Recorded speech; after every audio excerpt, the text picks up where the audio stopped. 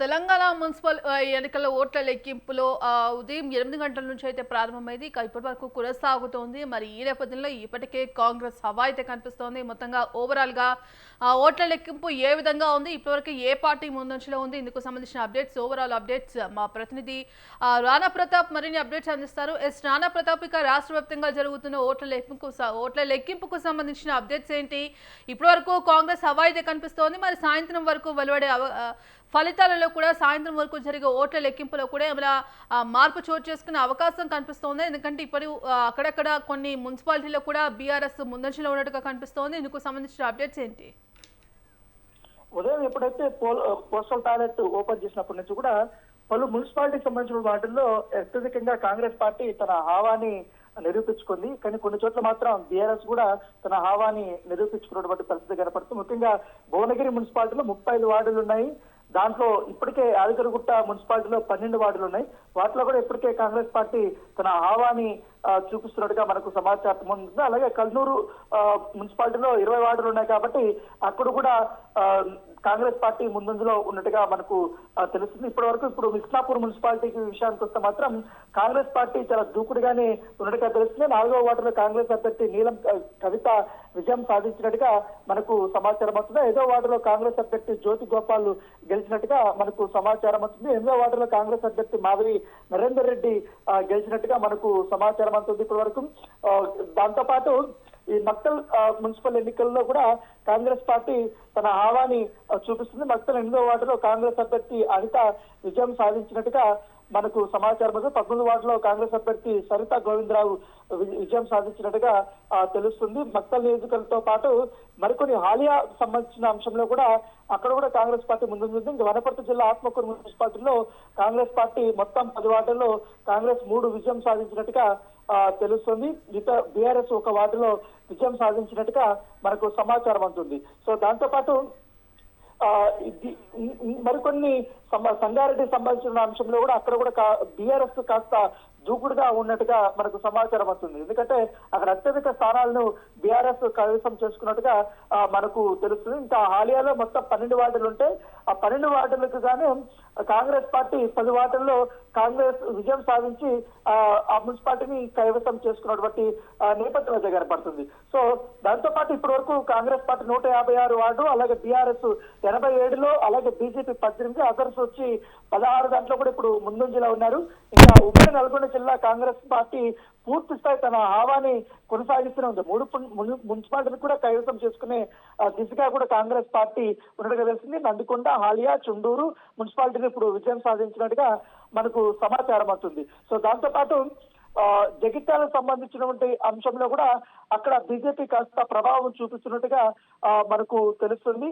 ఇంకా దాంతో పాటు ఆసిఫాబాద్ లో వచ్చి బీజేపీ బీఆర్ఎస్ అభ్యర్థి లీడ్ లో ఉన్నట్టుగా తెలుస్తుంది. ఖానాపూర్ వచ్చి బీజేపీ లీడ్ గా ఉన్నట్టుగా తెలుస్తుంది. కల్లూరులో వచ్చి కాంగ్రెస్ లీడు, వైరా వచ్చి కాంగ్రెస్ లీడు, అస్వారాపూర్ కాంగ్రెస్ లీడు, షాద్నగర్ వచ్చి కాంగ్రెస్ లీడు, భువనగిరి వచ్చి కాంగ్రెస్ లీడు, చుండూరు వచ్చి కాంగ్రెస్ లీడ్ లో చాలా క్లియర్ గా కనపడుతుంది. ఒక గట్టిపోతారంగా కాబట్టి అక్కడ బీఆర్ఎస్ తీసుకుంది. అలాగే పెద్దపల్లి కానీ కాగజ్ నగర్ వచ్చి బీఆర్ఎస్, కేకపల్లి వచ్చి కాంగ్రెస్, తర్వాత ఎల్లారెడ్డి వచ్చి కాంగ్రెస్, యాదగిరిగుట్ట కాంగ్రెస్, దేవరకొండ కాంగ్రెస్. సో ఇవన్నీ కూడా ముందంజలో మనకు తెలుస్తుంది. కొడంగల్ అయితే పూర్తిగా కాంగ్రెస్ పార్టీ తన ఆధిత్యాన్ని చూపిస్తుంది.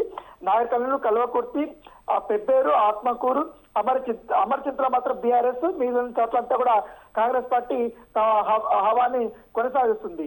సో దాంతో పాటు కరీంనగర్ ఇప్పటి వరకు కాంగ్రెస్ లీడు, రామగుండం కాంగ్రెస్ లీడు, నిజామాబాద్ వచ్చి ఇప్పటి వరకు మనం వెయిట్ చేయాల్సిన అవసరం, అక్కడ కాస్త తగ్గాపారు నడుస్తున్నట్టుగా మనకు తెలుస్తుంది. కొత్తగూడెం కూడా అక్కడ కూడా రావాల్సినటువంటి అవసరం ఉంది. తర్వాత ఇప్పుడు ఆలియాబాద్ వచ్చి బీఆర్ఎస్ పూర్తిగా లీడ్ లోకి వెళ్ళినట్టుగా తెలుస్తుంది. దాంతోపాటు కోదాడ వచ్చి ఎవరైతే ఉత్తమ్ కుమార్ రెడ్డి ప్రాతినిధ్యం వహిస్తున్నటువంటి కోదాడ సంబంధ పరిస్థితుల ప్రాంతంలో కానీ వాళ్ళ ఆవిడ అక్కడే ఎమ్మెల్యేగా ఉన్నారు కాబట్టి అక్కడ కూడా కాంగ్రెస్ పార్టీ తమ హావాని కొనసాగుతూ లీడ్ లో ఉన్నట్టుగా ట్రేడ్లు మనకు చెప్తున్నటువంటి పరిస్థితి కనపడుతుంది.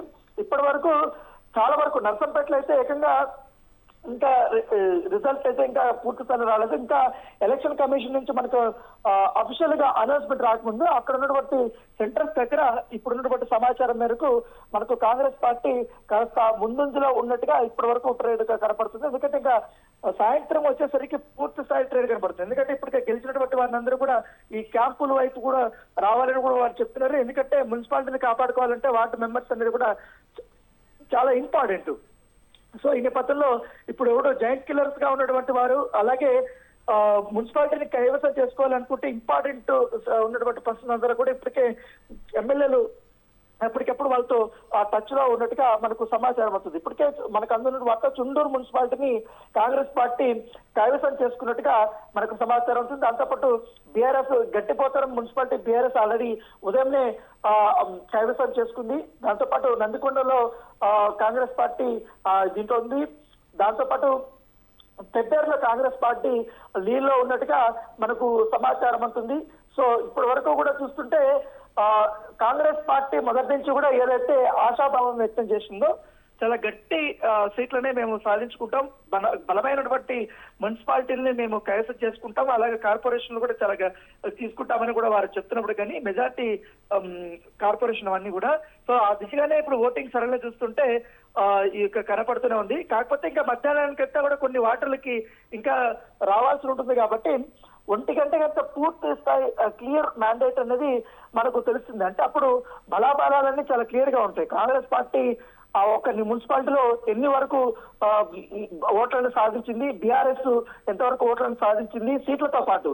సో ఇప్పుడు బీఆర్ఎస్ మాత్రం కొన్ని చోట్ల మాకు సీట్లు సాధించలేకపోయినప్పటికీ కానీ ఓట్లు మాత్రం గణనీయంగా పడ్డాయి అనేది కూడా వారు చెప్తున్నప్పటికీ కానీ ఆ ప్రభావం ఎంతవరకు ఉంటుందని కూడా మనం చూడాల్సిన అవసరం ఉంది. ఇప్పుడు కాంగ్రెస్ పార్టీ దాదాపు 176 వరకు కూడా లీడ్లోకి వెళ్ళింది, బీఆర్ఎస్ 96 మరి 100కి చేరుకుంటుంది. బీజేపీ మాత్రం కేవలం 26 మాత్రమే ఇప్పటి వరకు లీడ్ లో ఉన్నట్టుగా మనకు సమాచారం అవుతుంది. సో ఓవరాల్ గా చూసుకుంటే సో దాంతో పాటు ఇంకా బెల్లంపల్లికి సంబంధించిన అంశంలో ఇంకా రావాల్సినటువంటి అవసరం ఉంది. చుండూరులో కాంగ్రెస్ 7, బీఆర్ఎస్ 3 వార్డుల్ని కైవసం చేసుకున్నట్టుగా మనకు తెలుస్తుంది. దాంతో పాటు ఇప్పటికే బీజేపీకి సంబంధించిన విషయంలో కొన్ని ప్లేస్ లో మంచి ఓట్లను సాధించినప్పటికీ చివరి నిమిషంలో ఓటమి పాలైనటువంటి అభ్యర్థులను చాలా తక్కువ స్వల్ప ఓట్లతో కూడా ఓటమి పాలైనటువంటి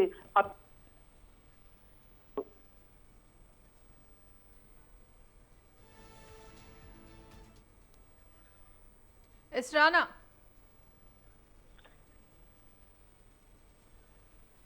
35 వార్డులు ఉన్నాయి కాబట్టి కాంగ్రెస్ పార్టీ 3, బీఆర్ఎస్ 1, బీజేపీ 1, స్వతంత్రులు 1 గెలిచినట్టుగా ఇప్పటికి మనకు అందినటువంటి సమాచారం.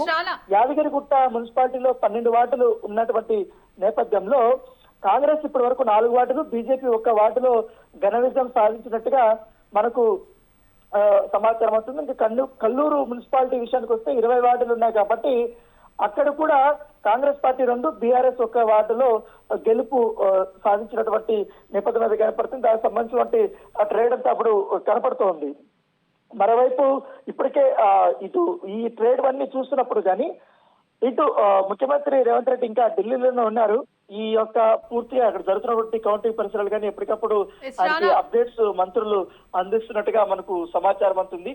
సో ఇబ్రహీంపట్నం మున్సిపాలిటీ వచ్చి కాంగ్రెస్ బీఆర్ఎస్ మధ్య పోటాపోటీగా ఉన్నట్టుగా మనకు సమాచారం ఉంది. ఇప్పటి వరకు కాంగ్రెస్ 5 స్థానాలు, బీఆర్ఎస్ 5 స్థానాల్లో గెలిచినట్టుగా తెలుసు. 1 వార్డులో బీజేపీ అభ్యర్థి గెలిచినట్టుగా మనకు సమాచారం ఉంది. ఇక్కడ మాత్రం చాలా టఫ్ కాంపిటీషన్ గానే మనం చూడొచ్చు. ఎందుకంటే 3వ వార్డులో కాంగ్రెస్ రెబల్ గా ఉన్నటువంటి అభ్యర్థి గెలిచినట్టుగా మనకు సమాచారం అవుతుంది. దాంతోపాటు స్వతంత్ర ఇది ఒక ఆసక్తికరమైన పరిణామం చెప్పుకోవచ్చు. ఎందుకంటే ఇబ్రహీంపట్నం కాంగ్రెస్ పార్టీకి సంబంధించి కంచుకోటగా ఉంది. అక్కడ ఎమ్మెల్యేగా కూడా కాంగ్రెస్ పార్టీకి సంబంధించి ఆయనే ఉన్నాడు కాబట్టి అత్యధిక స్థానాల్ని గెలుచుకుంటుంది అనేది కూడా అందరూ ఆశించారు. కాకపోతే అదేవిధంగా బీఆర్ఎస్ పార్టీ అక్కడ మంచి పోటీని ఇస్తున్నటువంటి పరిస్థితి అయితే మనకు కనపడుతుంది. సో దాంతో పాటు మరొక కీలకమైనటువంటి అంశంలో మనం ముందుకెళ్తే మాత్రం ఉమ్మడి నల్గొండ జిల్లాలో మొత్తం ఎక్కువగా రానా ఇక ఇప్పటికే ఇటు సీఎం రేవంత్ రెడ్డి కూడా ఇటు మున్సిపల్ ఎన్నికల జిల్లాలో కాంగ్రెస్ కి అక్కడ ఉన్నటువంటి ఎదురే లేదనేది కూడా మరోసారి నిరూపించుకోవచ్చు.